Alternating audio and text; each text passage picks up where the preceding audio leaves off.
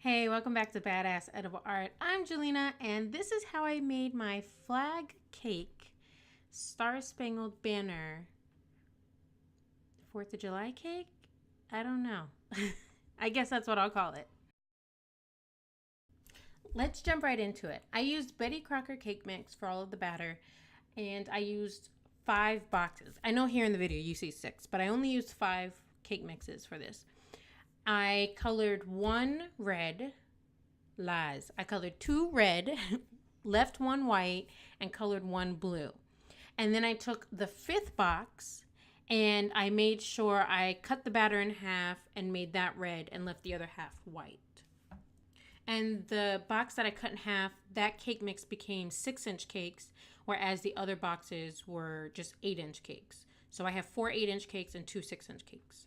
Looking back at it now, I wish I used blue velvet and red velvet for the cake mix because I feel like the colors would have been more authentic blue and authentic red.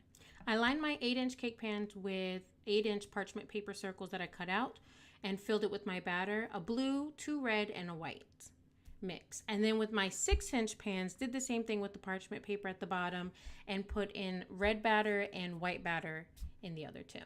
I colored some buttercream, all different shades of blue. So I had 3 different shades and then 3 different shades of red. And then I had 2 shades of white.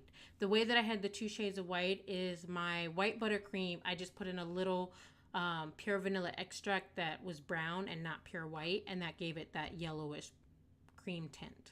I took a 4-inch diameter circle cutter. I cut out the center of my blue cake.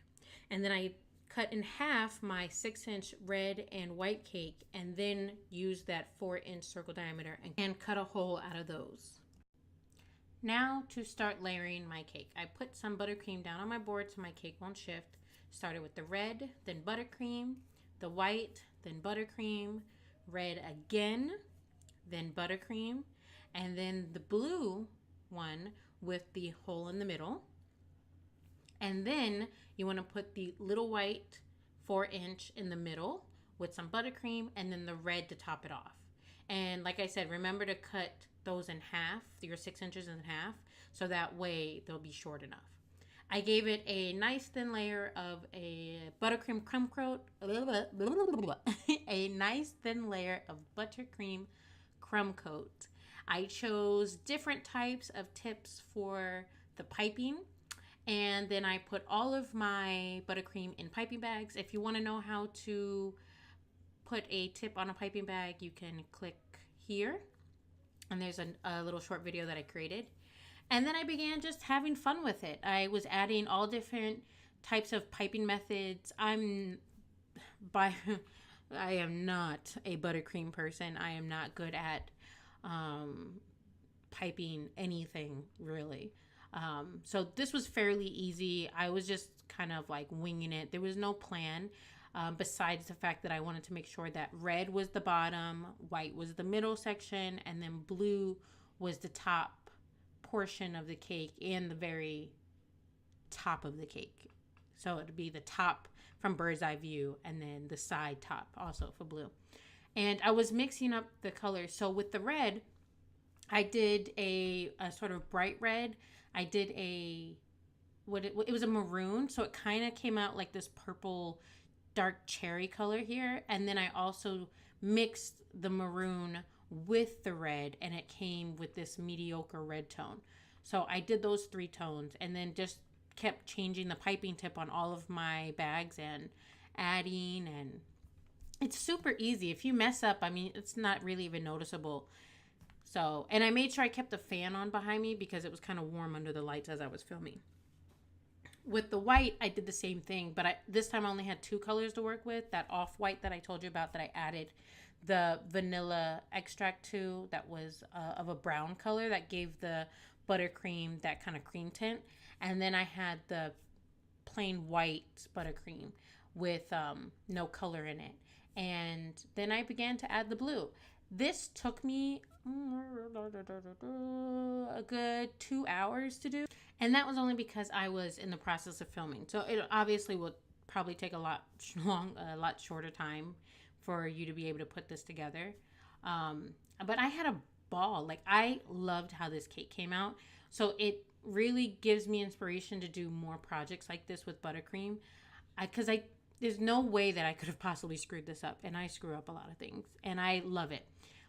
The only thing is now is that I have to cut into the cake to make sure that it turned out correctly. And I could have screwed that up. I don't know. We won't know yet because I'm doing these voiceovers before I've cut the cake.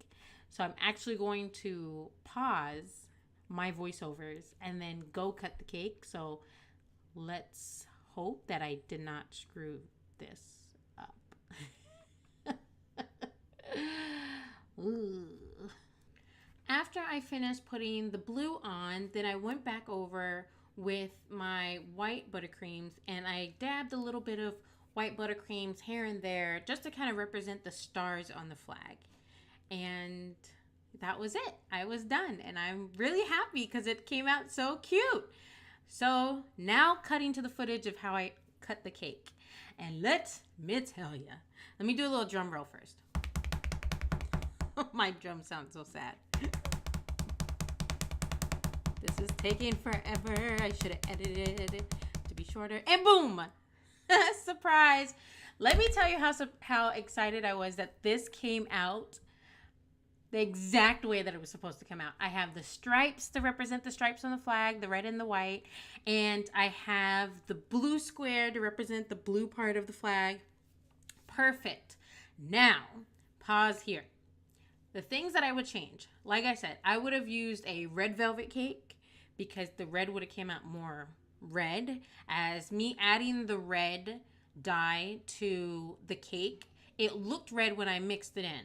And I thought by baking it, the color would just get deeper and darker. But no, it turned pink. So it's kind of like this pink color, which is fine. Who cares? What's the point? Whatever. And the other thing is that, I mean, my favorite parts of a cake are like the very top and bottom of it. It's like the crust of the cake. It's just always so moist and so delicious. So I would never cut it off, but maybe you should do that. So that way you wouldn't have these brown lines in it. I mean, you still get the same effect, but you see the brown lines in each layer from the bottom of each cake. And I mean, it's the most delicious part to me, but that's just another thing that maybe you would change or I would have changed just to show you guys. But other than that, I'm super excited and happy of how my cake turned out. I can't believe it came out perfectly because I normally screw everything up. Anyhoozles, I hope you all have a happy 4th of July, a safe week, and enjoy your time. Don't do anything stupid. Don't drink and drive. And don't set fire to your house like I almost did last year. But that's a different story. I will see you guys on the next vlog that I post. For now, goodbye.